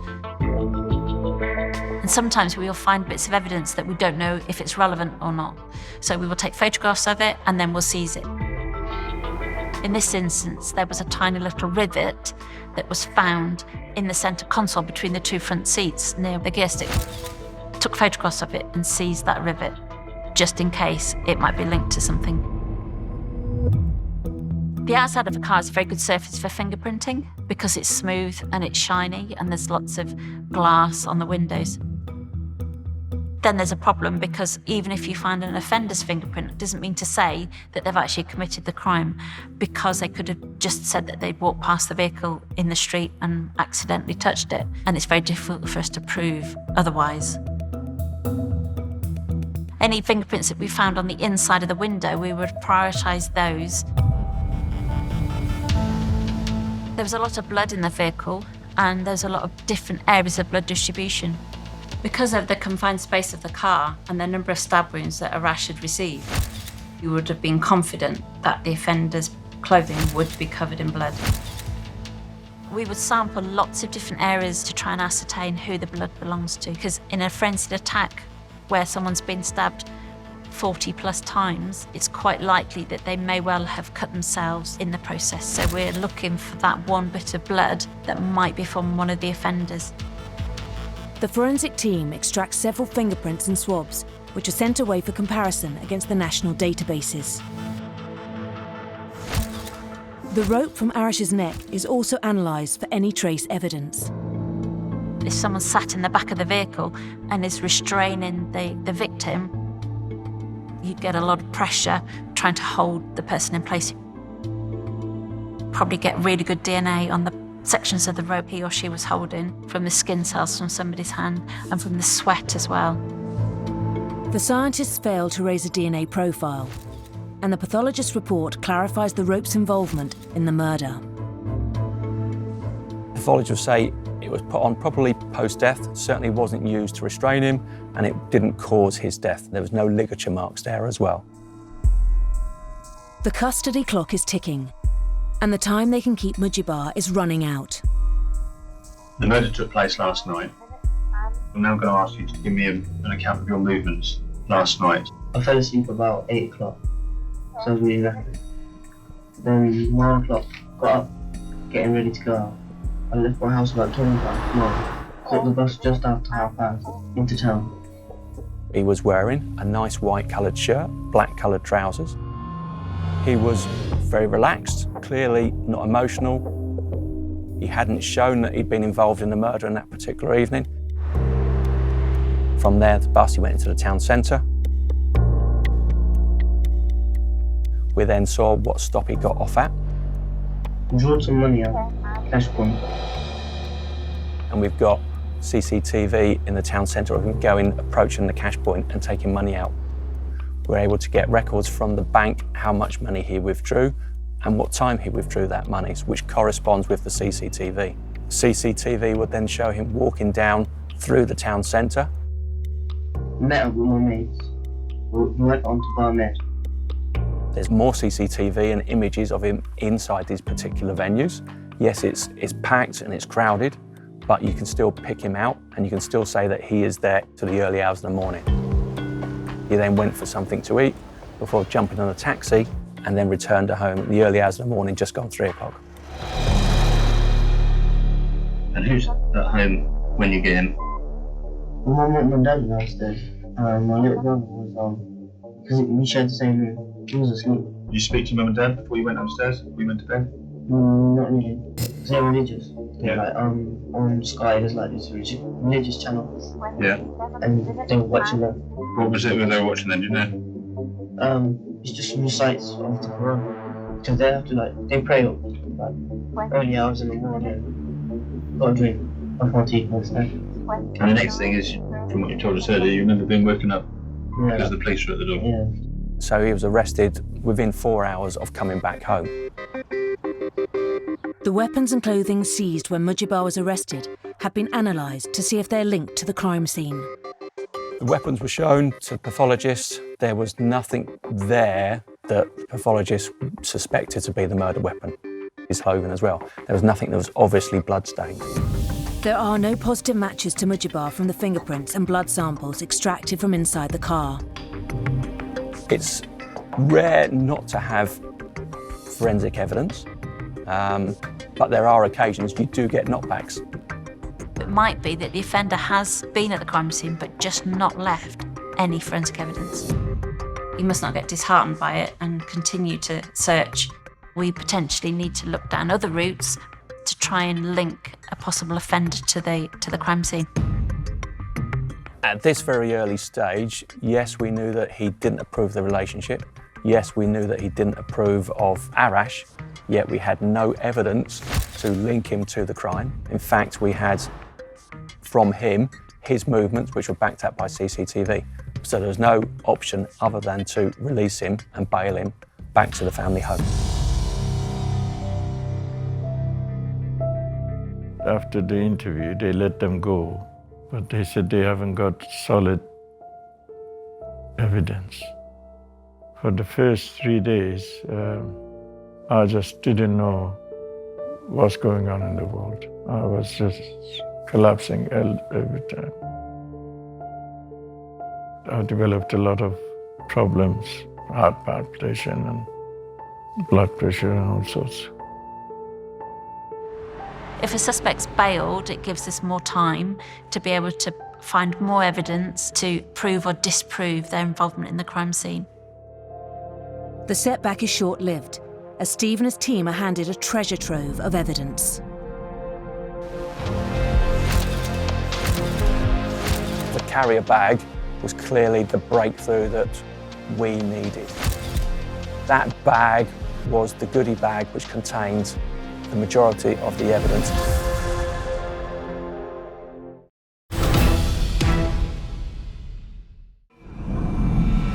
Thames Valley Police are investigating the murder of 19-year-old Oxford Brookes University student Arash Qurbani. Their prime suspect, Mujibur Rahman, is the brother of Arash's pregnant girlfriend, Mana.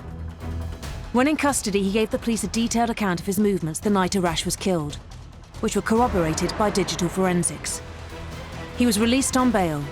The police need to find more evidence. Detectives continue with the door-to-door inquiries, and Steve is still searching for the murder weapon. The pathologist report sheds light on what may have occurred. When we did the post-mortem examination, there were 46 wounds, all mainly around the chest area. We know it was a single-bladed weapon, and it was probably about 6-7 centimetres long. There were no defence wounds. And there's a suggestion at quite an early stage, perhaps that maybe someone was in the back used the seatbelt to restrain Arash while someone else attacked him. The pathologist also made a discovery and alerted the investigation team. Inside his chest pocket of his shirt, there was a small piece of metal, which was the other half of the rivet. The one that was found in the car, perhaps the male and the female halves had come detached. It wasn't immediately obvious what that rivet related to. It was kept and put to one side. As the detectives chase all the lines of inquiry, Arash's family continue to grieve. I hired a hall for the wedding, which I had to use it for his funeral. My oldest son, everybody loved him. And even it shows in his funeral, even though it was short notice, there was over 250 people turned up. My life is gone. My family's life is gone. We can't enjoy living. We can't have it, because he was a lovable child. And that's why it doubles the pain. The detectives have exhausted all leads and are struggling to prove that Mujibur Rahman was involved. But they're about to be handed a massive piece of evidence that could help them catch the killer. On Tuesday lunchtime, 2 days later, 2 council workers were in an area called Rymer's Lane, and they saw a red-coloured car pull up, the driver jump out and throw something over into the allotment. So someone they thought was fly tipping. They weren't close enough that they could get a good, proper description of the driver, but they went and examined the bag that had been thrown over. They picked it up and looked inside, and they then took it to the police station. And the person at the front counter at the police station knew of the murder and actually telephoned the incident room to let us know. I can always remember at that particular lunchtime being in the incident room, and we were briefing, and I think we were actually talking about forensics at that particular time. That was clearly the breakthrough that we needed and wanted for this particular case. It was a Tesco's carrier bag. Inside was a baseball cap, a blue Nike-coloured top, a pair of black heavy-duty gloves.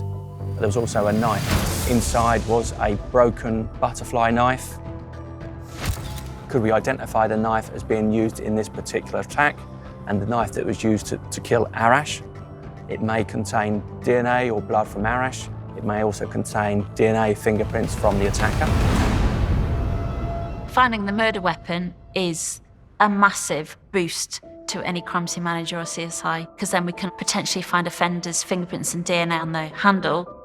and then obviously the victim's DNA on the blade of the knife. So just that small amount of evidence might be enough to charge the offender with the murder of Arash Ghorbrani. The butterfly knife recovered from the carrier bag is sent to the lab for tests.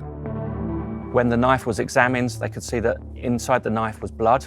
The blood was identified as belonging to Arash. The knife itself has been bent. The ferocity of the attack, the force that was used, the knife probably hit the sternum or one of the other bones in Arash's body and twisted. So the rivet that held the blade in place onto the handles had snapped. One part had fallen into Arash's shirt pocket while he sat in the driver's seat, and the other half had fallen down to his left-hand side, near to the handbrake area. Police can confirm they have the murder weapon by connecting the knife to the victim and the crime scene. They must now analyse the other items discarded in the carrier bag. The blue Nike top, on there was actually found some probably cast-off blood. It was identified as being Arash's blood. Baseball caps are a really good source of DNA. The really good area is around the sweatband. So the sweat from your forehead will be transferred onto the band of the baseball cap. You can get hairs inside them. The only problem with the hairs is you don't often get the hair root. It's normally like a broken hair inside the cap, and that's a really good source of DNA. We were able to DNA profile the baseball cap and come up with an offender's name from the DNA database. The baseball cap, when that was examined by the scientist, the main DNA contributor for the inside of the baseball cap was Mujibur. With Mujibur's DNA found on the baseball cap in the same bag as the murder weapon, police re-arrest him on suspicion of murder. We've got an Adidas baseball cap that's got your DNA within it. To me, that indicates that you may have had some involvement in what happened to Arash. I am not to do with it. He again stuck to his account, his story. The hat, I don't know, because it was an old hat I never wore. I ain't worn that for ages. I can't remember if I lost it or someone's taken it. He couldn't actually explain as to how his DNA was on that particular hat. We've got a red car, an old style Toyota that's seen pull up. My father owns a red Toyota car. This is now painting a real picture to us that your family had serious involvement in the death of Arash. Dad was arrested on suspicion of being involved in the murder, also for disposing of the evidence as well. Chomir, again, he was extensively interviewed by police officers with an interpreter. Can you give me any explanation how these items ended up in Reimer's Lane? He said yes, he would have used Reimer's Lane at that particular day, at about that particular time. But he denied stopping, he denied throwing anything over the fence. The forensic scientists have located a second DNA profile on the baseball cap. It belongs to Chomir Ali. Can you explain that?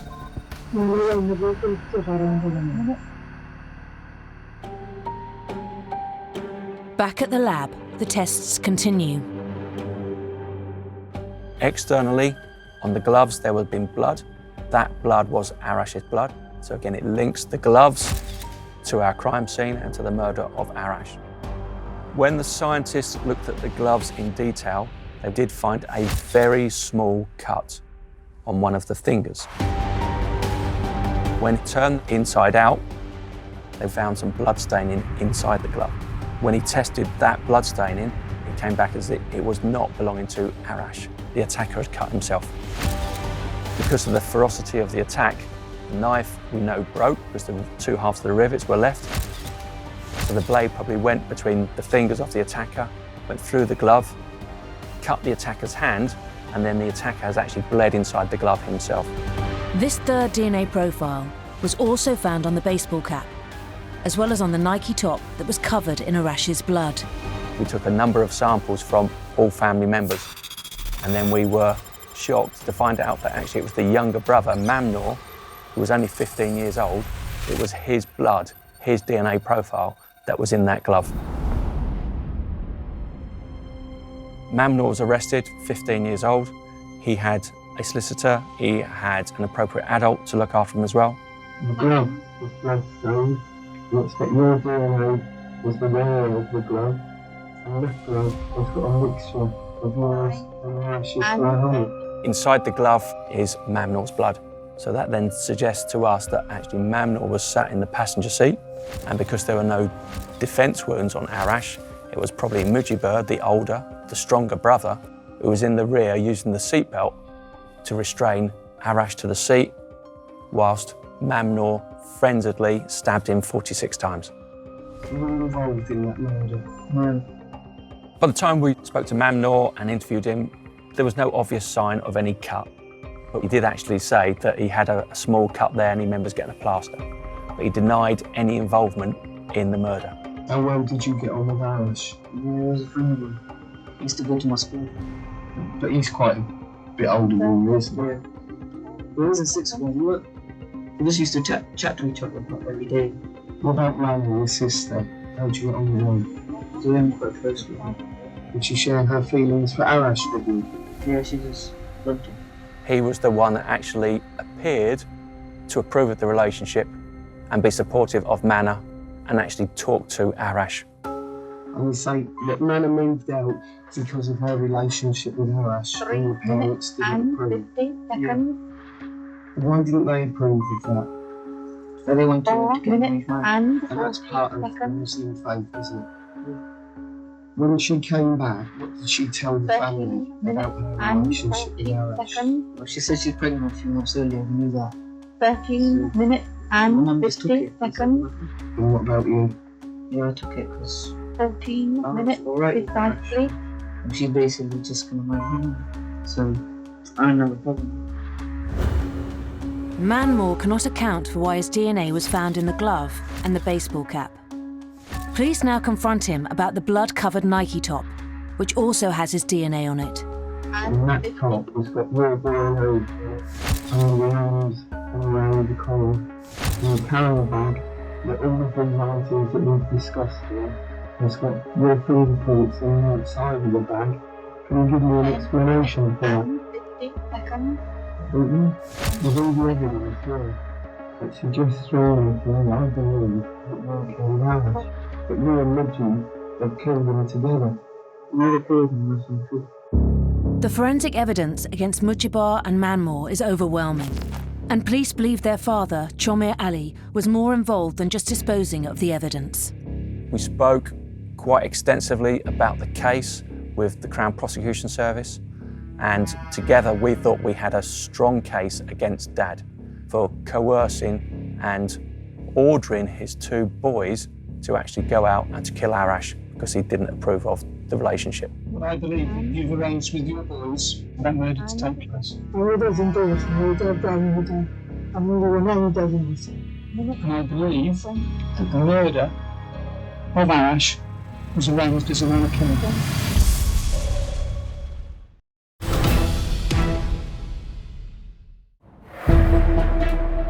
In Oxfordshire, forensics have linked 44-year-old waiter Chomir Ali and his two sons, Mujibar, 18, and Manmore, 15, to the murder of 19-year-old university student Arash Qurbani.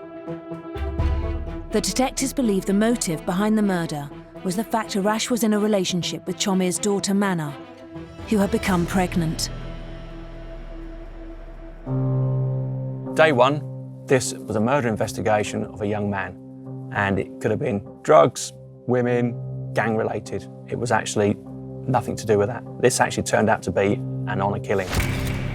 Just the fact your daughter has left home and has become pregnant, does that not, just that fact, bring dishonour upon you?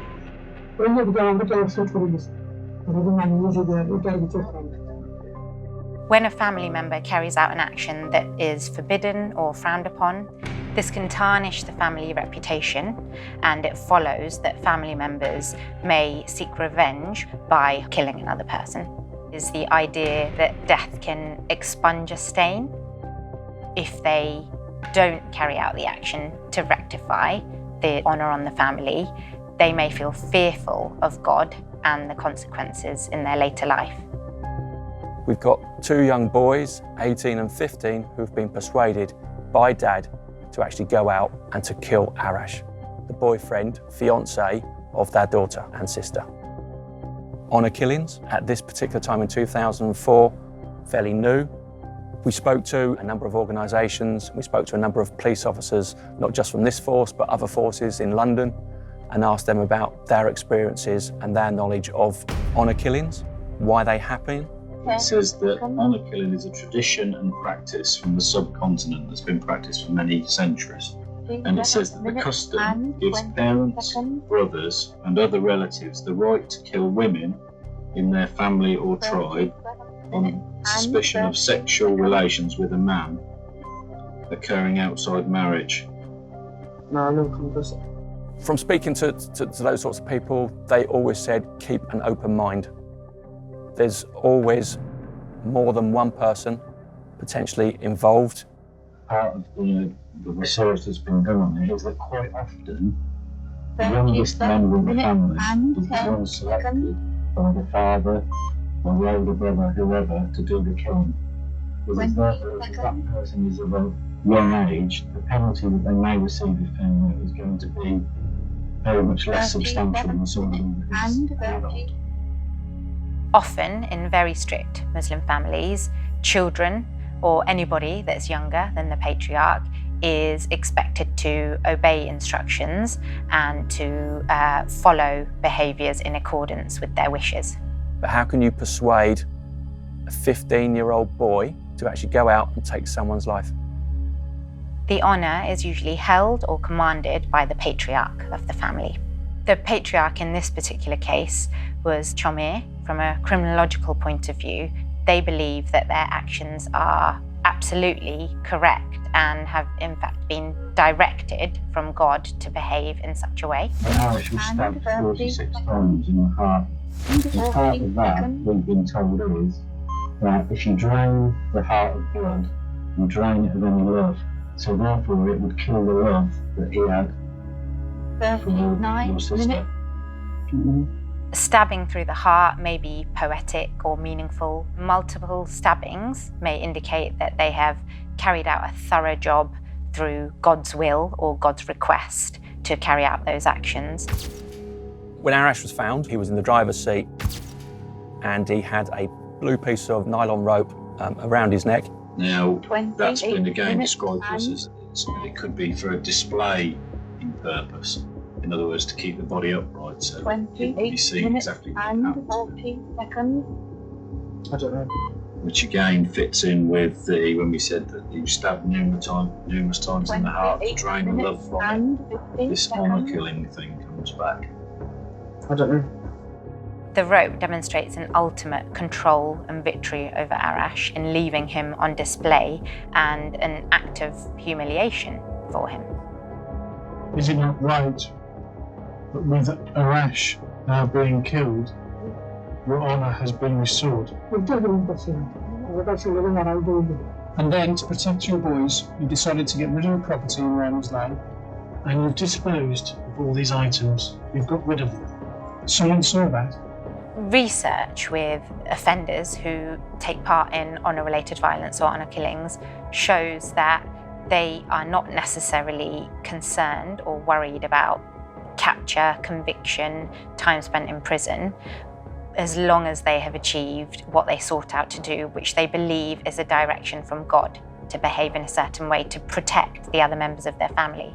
When the court case was going on, 2005, and I sent a message with liaison officer to say that, I don't mind to keep the baby.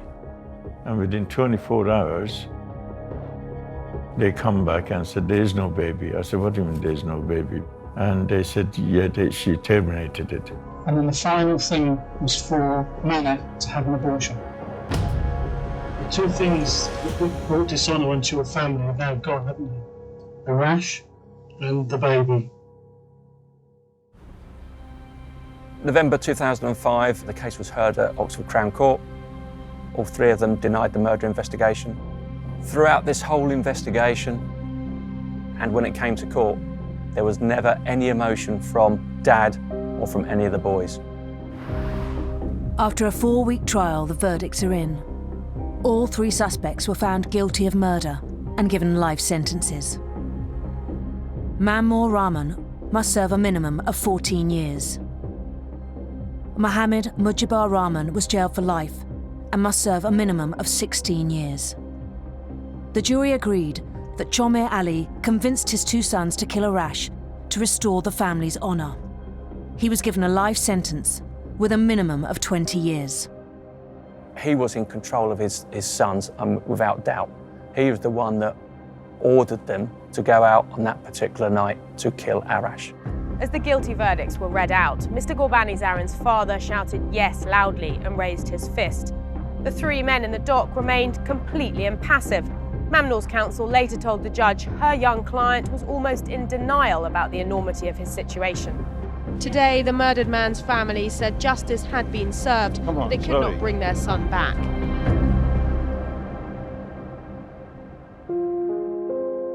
It's always important to get justice for Arash, for his mum, dad, brothers, sisters.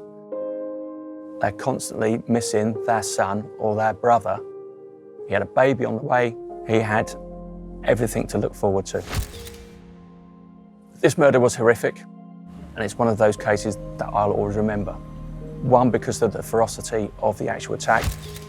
Secondly, also the motive, why it happened. And he got killed just because he had a relationship with Mana, which wasn't approved by her family. Since then, of course, there's been lots of changes in both policing, but also with schools and other agencies as well. We encourage anyone who is in a violent relationship or being coerced to do something they don't want to do, to contact police or to contact social services or schools. Just let someone know. There is always someone there that will listen, and there's always someone there that would help you. Nowadays, the youngsters, they are more aware of the situation. Still is not enough, because they've taken an innocent life. The punishment wasn't severe enough. That's what's hurting, because we've lost our Arash. We're going to carry this pain to the day we die.